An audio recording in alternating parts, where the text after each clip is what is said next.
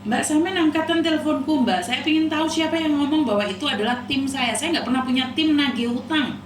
Apalagi dapat komisi atau apapun. Siapa itu yang ngomong? Kasih nomornya ke saya ingin laporkan sama polisi. Itu fitnah.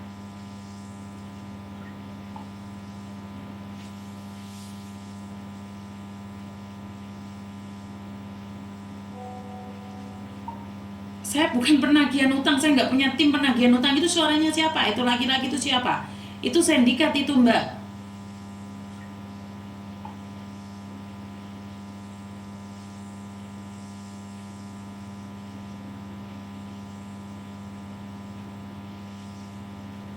Kasih tahu saya dong, Mbak, siapa itu yang pakai nama saya itu?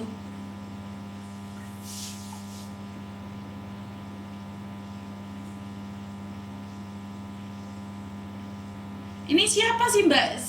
Di luar sana siapa sih yang pakai nama saya bahwa saya itu punya tim penagihan utang?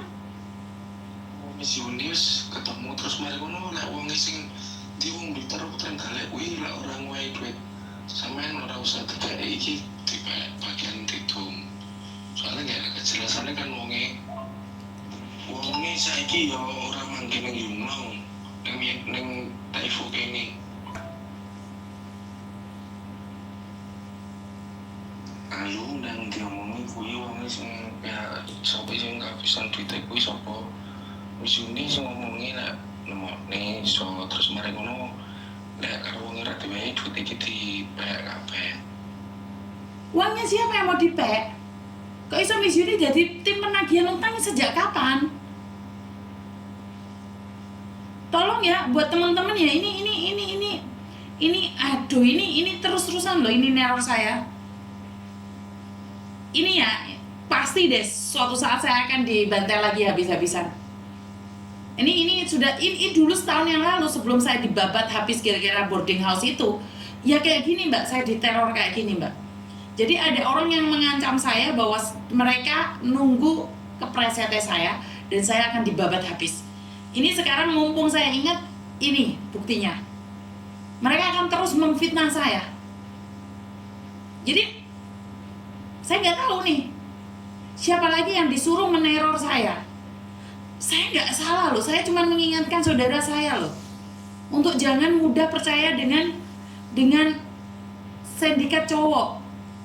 Orang-orang yang memakai atas nama polisi dan tentara ataupun siapapun. Jadi saya dapat teror itu sejak saya gabung dengan polisi-polisi kemarin, Mbak. Saya tuh dapat teror dari beberapa orang. HP saya kalau malam itu, wow, nggak berhenti. Tanyain Mbak yang ikut saya. Itu HP saya nggak berhenti sama sekali. Jadi, tapi percayalah saya tetap akan mujizat itu akan nyata jika kita melakukan yang terbaik. Saya yakin tubuh saya, raga saya akan dijaga Tuhan, dan saya yakin dan percaya bahwa kehidupan ini hanya milik Tuhan. Bukan masalah ngeblok, enggaknya Mbak, saya bisa ngeblok. Tapi masalahnya mereka itu meneror orang lain, bukan saya. Saat ini dia itu neror orang-orang yang mengatakan dia punya utang, curhat di media sosial, terus ini orang masuk atas nama saya. Kalau masalah ngeblok dia aman, nggak masalah. Tapi kalian yang suka curhat di media sosial, habis itu saya timnya Miss Yuni, saya bisa membantu menagih utang dengan cara kamu bayar saya dulu, baru saya tagih. Miss Yuni yang nyuruh, ya. Jadi ini lihat aja beberapa bulan ke depan, 1 tahun ke depan, pasti ada orang yang akan ngancam saya lagi. Lihat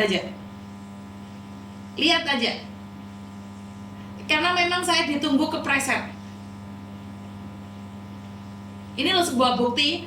Saat saya berjalan sendiri, gak akan ada orang yang peduli sama saya. Dan mereka menyatakan salah. Orang-orang yang dulu dekat dengan saya, semuanya menghilang dari saya saat saya dihajar babak belur. Sebenarnya saat itu saya membutuhkan teman-teman saya yang ngakunya teman. Saya membutuhkan orang-orang yang mengatakan, Jun, kamu itu salah, kamu gak boleh ini, seperti itu. Tapi berhadapan dengan saya. Jadi saya kehilangan teman-teman saya saat mereka meyakini dan percaya dengan apa yang diomongkan oleh orang luar dibandingkan menanyakan langsung kepada saya. Ini contohnya. Saya tidak terlibat di apapun di luar sana.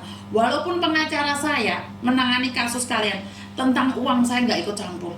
Saya tidak ikut campur apapun tentang uang. Coba aja deh, ini pasti berikutnya ada fitnah lagi tentang pengacara saya atau dengan orang-orang di luar sana. Itu pasti itu akan ada terjadi sesuatu.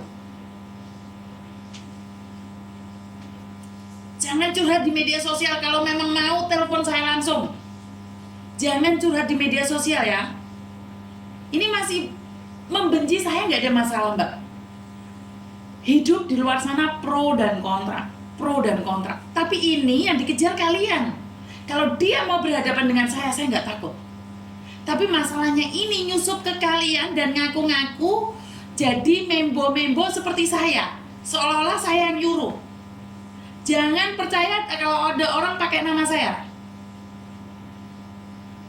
Jadi jangan mudah percaya ya kalau tiba-tiba ada orang ngaku orang suruhan saya. Telepon saya langsung. Bahkan sama admin saya pun jangan percaya. Kenapa? Admin saya hanya membalasnya.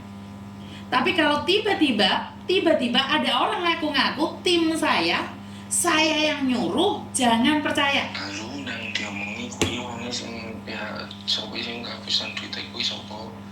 Wis ini sing ngomongi nek nemokne iso terus mari ngono nek karo wong ora duwe duit iki dibayar kabeh. Cross check ke saya, walaupun admin saya